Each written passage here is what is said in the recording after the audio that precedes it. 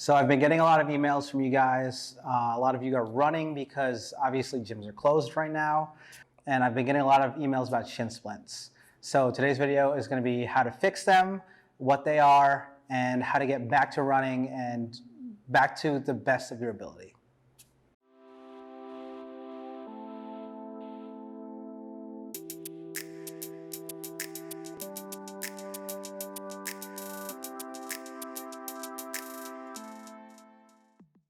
Hey, what's going on, guys? Dre here with Chatham Sports Medicine. If you're new here, I'm one of the athletic trainers at Chatham High School. Today, we have a special guest. Her name is Jillian McVicker, and she's been playing professional soccer overseas for the past 4 years. And Jill, why don't you tell us a little bit more about yourself? Yeah, I'm Jillian. I'm a professional soccer player. I grew up in Metuchen, and then I went to go play at The Ohio State University. And I've been playing overseas for a few seasons now. I played in the Champions League, the Premier League, and all that good stuff, traveling Europe, and yeah. Awesome. So she is here helping us today because she has dealt with her fair share of injuries. And when I asked her to help, she was more than eager to, because she's very into injury prevention and helping other athletes get to their peak physical ability. So Jill, have you ever dealt with shin splints before? Yes. I got them in college when I was kind of overworking myself, and some important things that I did to kind of get back out on the field was definitely recover and give myself enough rest. And then once I was able to play again, I made sure I did all my exercises that the trainer gave me and warmed up properly and all that good stuff to kind of help get back out on the field and feel good again.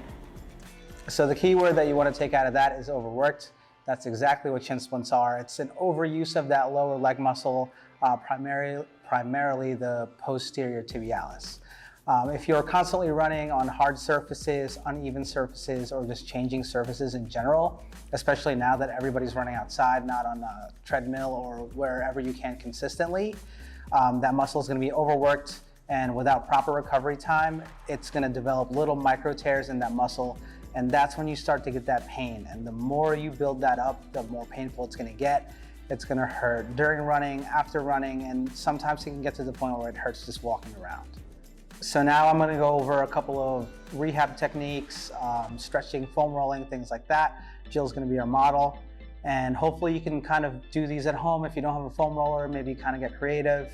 And if you have any questions, obviously shoot me an email, leave a comment, and I'll help you out. But let's get to some exercises.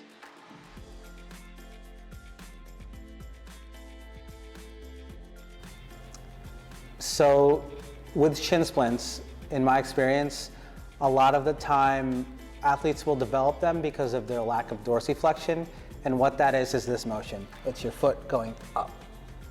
So if you're kind of lacking that range of motion, the muscle, the tibialis, or the posterior tibialis, will be overworked.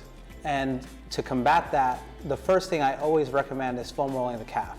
If that calf muscle, that's the big muscle here in the back of the shin, if that's too tight, these two muscles in the front will be overworked because they're trying really hard to pull against that tight muscle. So the first thing I always recommend is foam rolling your calf. So go ahead, Jill, show us a little bit of foam rolling. So with foam rolling your calf, it's super simple. You're going against the length of that muscle, and you will feel some tight spots. And it's not going to be fun at very first if you're really tight, but it's just something you have to work at. Because remember, shin splints is something that's built up over time. And if you're building something up over the course of days, weeks, even months, it's not going to take 1 or 2 sessions just to get you back to normal. It's something that you really have to work at. Jill, how do you feel right now foam rolling? It's great. It's a good pain, but it's definitely necessary, Right. and it's making my muscles feel better.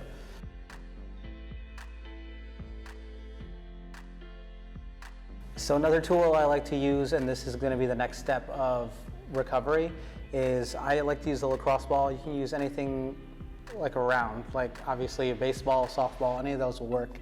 But you're going to gently, and I emphasize gently because this is going to be very painful with shin splints. And so like I said, just gentle. You want to take this lacrosse ball and you want to kind of find that shin bone, and you're going to feel inside, and where you feel that pain, that's where you kind of want to gently roll over it.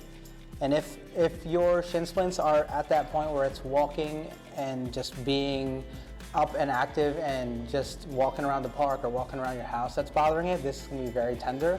So like I said, this is just a very gentle, you're going along that length of the muscle and just kind of working it out. And just like with the foam roller, it's gonna be painful at first, but it's something that you need to work on gradually every single day to get back to normal.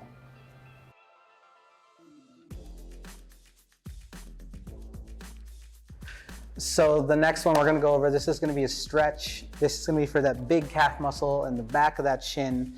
And all you're gonna need is, we're using this pole for the rig here, but you can use a wall, you can use a fence if you're outdoors at a track, something like that. But Jill, let's go ahead and get in that position there. So the one you're focusing on is this back leg. And if you're doing this right, you should be feeling a big stretch from the Achilles all the way up into that big belly of that calf muscle. So this is one variation of it, and then Jill show us the next variation. So this one's gonna be a little bit more of an intense stretch. So kind of see what you like. If that one is too easy, then move up to this one, or if this one's too hard, you can go back to that one. And like I said, you don't have to use a pole specifically. You can use a wall, a fence, anything you have.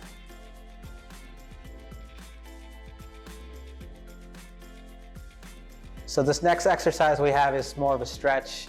It's kind of like in between a stretch and an exercise, because I want you to kind of be doing reps for shorter holds, as opposed to that last stretch that we saw where you're gonna be kind of holding for 30 to 45 seconds.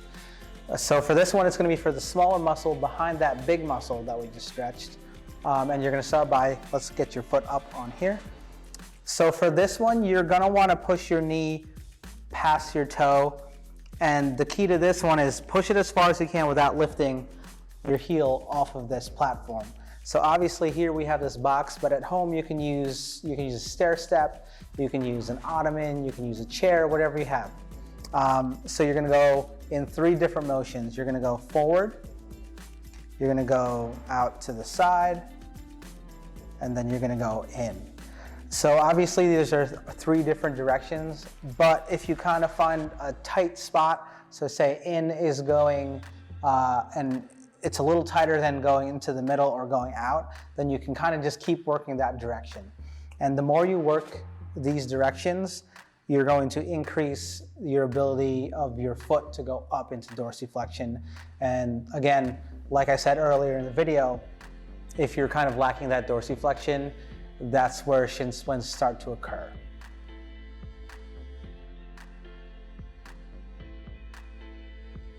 So the last one we're going to go over today, this is a retest, and this is a good way to measure your dorsiflexion and how far you've come along from when you started the exercises and stretching to where you are now. So this one's pretty basic. We're going to use the wall as a marker.